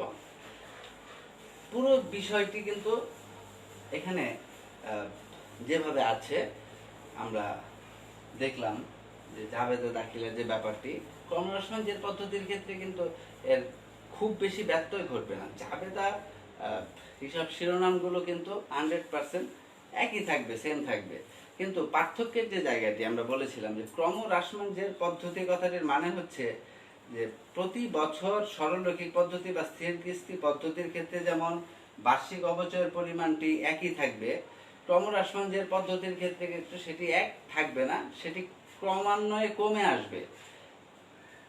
এই জন্য আমরা বলেছি যে সম্পত্তির যে প্রারম্ভিক মূল্য থাকে, ধরো আমার এখানে সম্পত্তির মোট মূল্য ছিল কত, 30,000 টাকা। প্রিয় শিক্ষার্থী, মনে রাখতে হবে ভগ্নাবশেষ মূল্য সরলরৈখিক পদ্ধতির ক্ষেত্রে সম্পত্তির মোট মূল্য থেকে মাইনাস করে দেখানো হয় আমরা ফর্মুলা অনুযায়ী যখন বার্ষিক অবচয় নির্ণয় করি। ক্রমহ্রাসমান জের পদ্ধতির ক্ষেত্রে ভগ্নাবশেষ মূল্য মাইনাস হবে না, অর্থাৎ সেক্ষেত্রে সম্পত্তির যে মোট মূল্য সেটির উপরই অবচয় নির্ণয়। দেখো আমি এখানে তোমাদেরকে দেখাচ্ছি, আমরা ক্রমহ্রাসমান জের পদ্ধতিতে অবচয়ের হার নির্ণয়ের যে সূত্রটি সেটি আমরা তোমাদেরকে বিগত ক্লাসে দেখিয়েছি, যে সেখানে সূত্রটি ছিল 1 minus root to the power n, উপরে হচ্ছে ভগ্নাবশেষ মূল্য ভাগ হচ্ছে সম্পত্তির মোট মূল্য।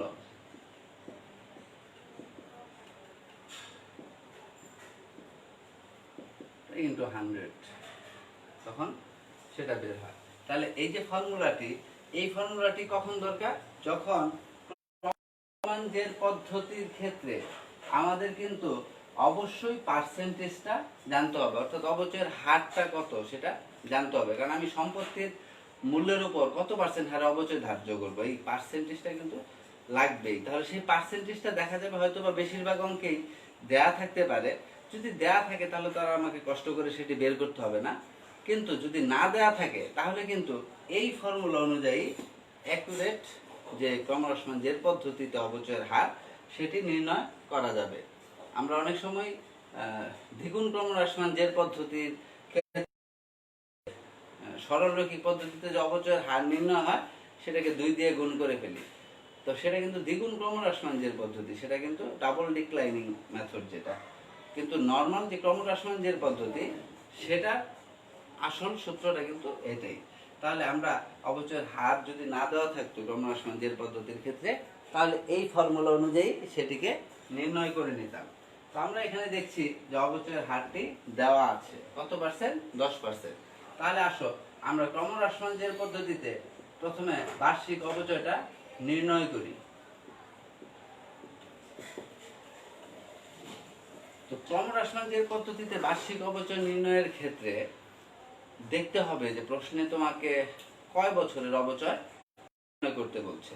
শুরুতেই বলেছি সরলরৈখিক পদ্ধতিতে যেমন বার্ষিক অবচয় একই থাকে প্রতি বছর, ক্রমহ্রাসমান জের পদ্ধতির ক্ষেত্রে কিন্তু সেটি এক থাকবে না, এক এক বছর এক এক রকম হবে। তাহলে যদি 3 বছরের অবচয় নির্ণয় করতে বলে তাহলে 3 বছর কিন্তু 3 রকম অবচয় নির্ণীত হবে। তাহলে এই ক্ষেত্রে তোমাকে কি করতে হবে, 3 বছরেরটাই নির্ণয় করতে হবে। তো দেখো প্রিয় শিক্ষার্থী, আমরা ক্রমহ্রাসমান জের পদ্ধতির ক্ষেত্রে এখানে আমি সংক্ষেপে দেখাচ্ছি, তোমরা বইতে দেখবে যে ছক আকারে সুন্দর করে কিভাবে অবচয় নির্ণয় করা হয় সেটি দেওয়া আছে। আমি এখানে মূল যে বিষয়টা সেটি বোঝানোর জন্য বলছি। দেখো আমার সম্পত্তির একটা প্রারম্ভিক মূল্য, বার্ষিক অবচয়, এখানে আমি লিখলাম সমাপনী, কিন্তু এখানে সংক্ষেপে দেখাচ্ছি তোমাকে বোঝানোর জন্য যে আমার সম্পত্তির এখানে মোট মূল্য কত, 30,000 টাকা প্রথম বছর। এখানে আমি লিখলাম বছর 1, প্রথম বছর আমার সম্পত্তির মূল্য 30,000 টাকা, কত পার্সেন্ট হারে অবচয় ধার্য করতে বলছে, 10%। তাহলে এই যে 10% হারে অবচয় ধার্য করব, তাহলে 30,000-এ 10% করলে কত হবে, 3,000 টাকা। তাহলে প্রথম বছর অবচয় কত হচ্ছে, 3,000 টাকা। এবার আমরা সমাপনী মূল্য নির্ণয় করব সম্পদের, অর্থাৎ 30,000 টাকা প্রারম্ভিক মূল্য, তাহলে প্রথম বছর যদি 3,000 টাকা অবচয় হয় তাহলে সম্পত্তির আর কত মূল্য অবশিষ্ট থাকে, অবশিষ্ট থাকে হচ্ছে 27,000 টাকা। তাহলে এই যে প্রথম বছর শেষে সম্পত্তির সমাপনী মূল্য কত? 27,000 টাকা। এটি যাবে পরবর্তী বছরের প্রারম্ভিক মূল্য হিসাবে। তাহলে দ্বিতীয় বছরে আমার সম্পত্তির প্রারম্ভিক মূল্য থাকবে 27,000 টাকা। এবার কিন্তু এই 27,000-এর উপর 10% অবচয় ধার্য করা হবে। তাহলে কত হবে? 2,700 টাকা।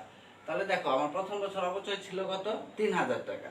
দ্বিতীয় বছর অবচয় হয়ে গেল কত? 2,700 টাকা। তাহলে কি কমে আসলো? তাহলে এবার 27,000 থেকে যদি 2,700 টাকা যায় তাহলে কত থাকে?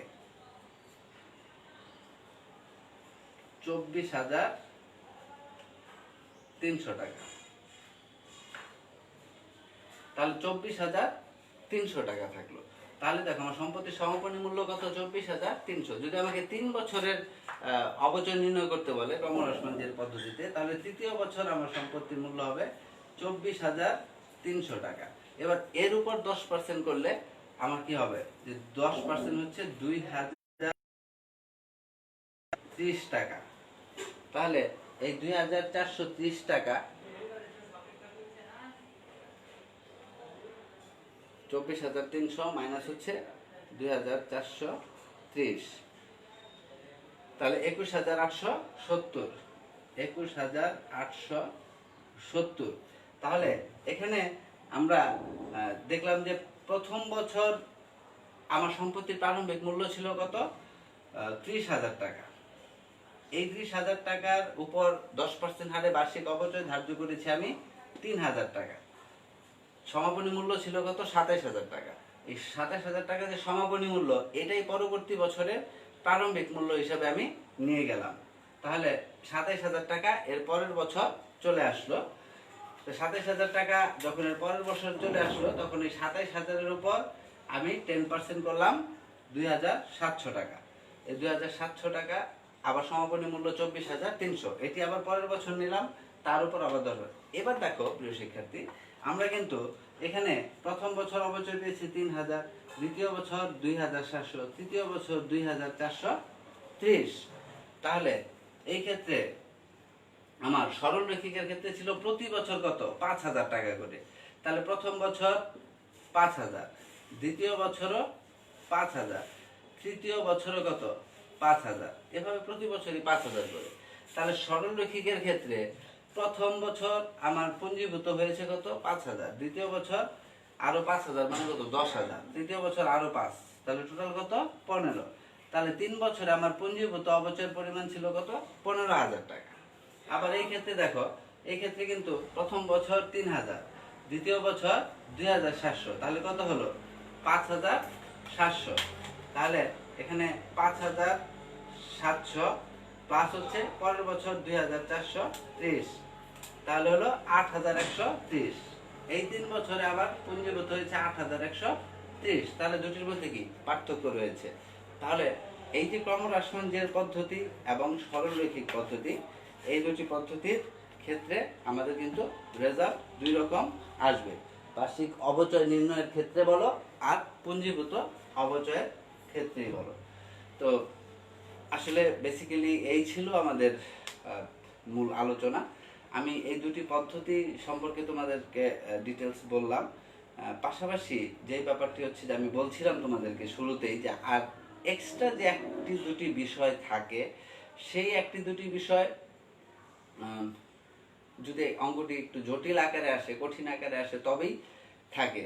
আদারওয়াইজ কিন্তু এই যে খুব সহজ সরল একটি উদ্দীপক, ফাইনাল পরীক্ষাতেও বোর্ডের পরীক্ষাতেও এরকমই একটি উদ্দীপক পাবে। তো ভয় পাওয়ার কিছু নেই, অধ্যায়টি খুবই সহজ এবং এখান থেকে একটি উত্তর করে 10 নাম্বার নিয়ে আসা, এটা খুবই সিম্পল একটা ব্যাপার যে কোনো শিক্ষার্থীর জন্য। তো এক্সট্রা যে ব্যাপারটি মাথায় থাকে তোমরা অবশ্যই সেটি দেখবে যে উদ্দীপকে এই জিনিসটাকেই আরেকটু এক্সপ্যান্ড করার জন্য, একটু বড় করার জন্য যেটি করা হয়, অনেক ক্ষেত্রেই একটি মেশিন কেনা হলো জানুয়ারির 1 তারিখে 2020, 6 মাস পর হয়তো বা আরেকটি মেশিন ক্রয় করা হবে। তাহলে কি হবে? আরেকটি মেশিন যখন ক্রয় করবে 6 মাস পর, তখন জাবেদা দাখিলার ক্ষেত্রে তোমাকে জানুয়ারির 1 তারিখ একটি মেশিন ক্রয় দেখাতে হবে জাবেদা।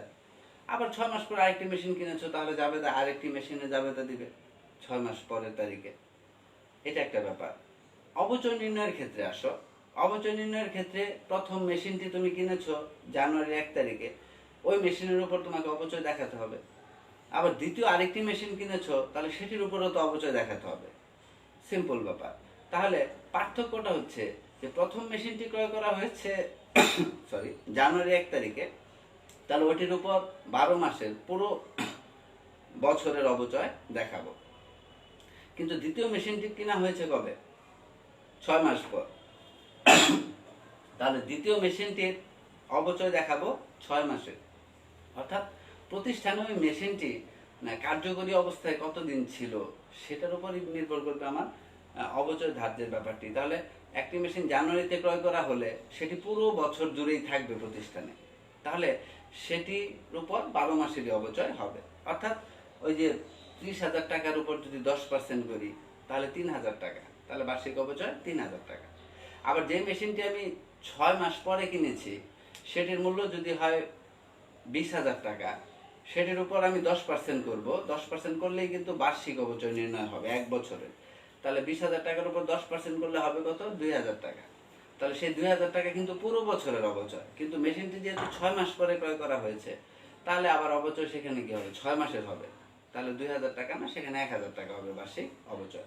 তাহলে উক্ত বছর মেশিন বাবদ মোট অবচয় কত? ওইখানে 30,000 টাকার উপর 3,000 টাকা বের হয়েছে, আর এখানে বের হয়েছে কত? 20,000 টাকার উপর বের হয়েছে 1,000 টাকা। তাহলে ওই 3 আর 1 কত? 4,000 টাকা। তাহলে উক্ত বছর অবচয় মূল্য হচ্ছে 4,000 টাকা। অর্থাৎ এই যে এই ব্যাপারটা একটু এক্সট্রা এখানে অ্যাড হলো, যে আরেকটি মেশিন হয়তো থাকতে পারে, সেকেন্ড মেশিন, সেটি 6 মাস পরে কিনতে পারে, 3 মাস পরে কিনতে পারে। যত সময় পরে কিনবে, যত সময় ধরে থাকবে মেশিনটি প্রতিষ্ঠানে, তত সময়ের অবচয় ধার্য করতে হবে সেটির উপর। আরেকটি বিষয় হচ্ছে, অনেক ক্ষেত্রেই দেখা যায় যে একটি মেশিন ক্রয় করা হয়, 2-3 বছর ব্যবহার করার পর সেটি বিক্রয় করে দেওয়া হয় হয়তোবা যে কোনো সমস্যার কারণে। তো এই যে মেশিনের বিক্রয়ের যে ব্যাপারটি, যখন মেশিন বিক্রয় করে দেওয়া হবে তখন আমরা মেশিনের বিক্রয়ের যা,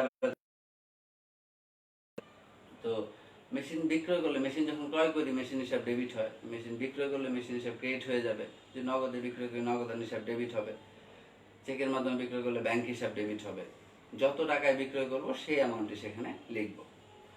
তো এক্ষেত্রে আরেকটা পয়েন্ট হচ্ছে, এই যে সম্পত্তিটি বিক্রয় করে দেওয়া হয়, সেই বিক্রয় করার ফলে আমার অ্যাকচুয়ালি লাভ হলো না ক্ষতি হলো, সেই সম্পত্তি বিক্রয়জনিত লাভ বা ক্ষতি, এইটুকুই জাস্ট মনে রাখবে। আমি আবারও বলছি, একটি হচ্ছে একের অধিক সম্পত্তি অর্জন বা ক্রয়ের কথা, 2 হচ্ছে সেই সম্পত্তিটি বিক্রয় করে দিতে পারে, 3 হচ্ছে বিক্রয় করে দিলে সেই বিক্রয়ের ফলে লাভ হলো না ক্ষতি হলো, সেই বিষয়টি নির্ণয় করা। এই 3টি বিষয় এক্সট্রা। আমি মূল যে ধারণাটা তোমাদেরকে দিয়েছি তার উপর ভিত্তি করে তুমি বইয়ের উদ্দীপকে যদি দেখো, উদাহরণগুলোতে যদি দেখো যে এই ধরনের যে ব্যাপারগুলো আছে সেগুলো নিজে নিজেই সুন্দর বুঝে যেতে পারবে, কোনো ব্যাপার না। তারপরেও যদি কোনো প্রবলেম থাকে সেটি আমার ফেসবুক মেসেঞ্জার কমেন্টসে যে কোনোভাবেই আমাদের কলেজের পেজে তুমি আমার সাথে যোগাযোগ করে জানতে পারবে, আমি ডিটেলস বলে দিব আরও যদি দরকার হয়। তো আশা করি এইটুকুর উপর ভিত্তি করেই আমরা দৃশ্যমান অদৃশ্যমান সম্পদের হিসাব রক্ষণের যে অঙ্কগুলো আসবে সেখান থেকে ভালোভাবে সেটিকে আনসার করতে পারবো। আর যাই শিখলাম আমরা আজকে বা এই 2-3টি ক্লাসে, সেটির প্রয়োগটা সুনিশ্চিত করা সেটি একান্তই তোমার দায়িত্ব কর্তব্য। আশা করব তুমি তোমার দায়িত্ব কর্তব্যটা সুচারুভাবে পালন করবে। নেক্সট ক্লাসে দেখা হবে নতুন কোনো অধ্যায় নিয়ে। আমরা নতুন একটা প্রিপারেশন নিয়ে আবারও আসবো নেক্সট ক্লাসে।